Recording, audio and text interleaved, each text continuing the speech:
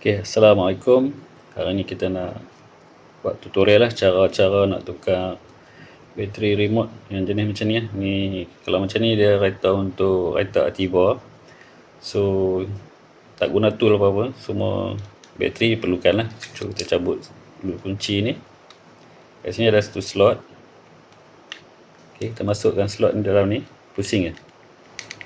Okay, kita buka macam ni, kita angkat benda ni semua.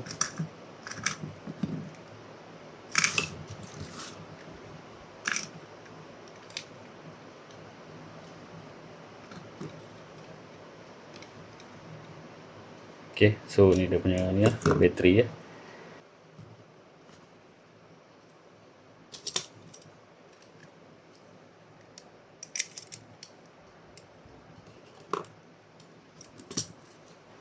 Bateri dia pakai CR2032.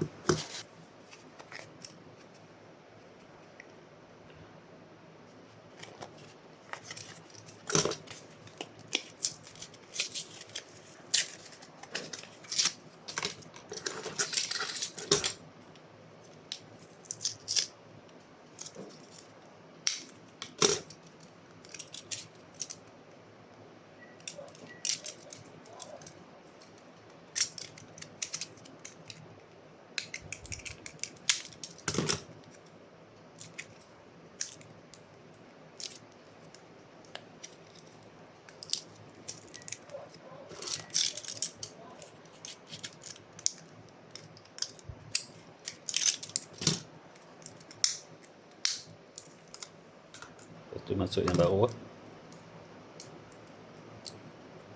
Okey, itu saja. Bila kita masuk dia akan menyala.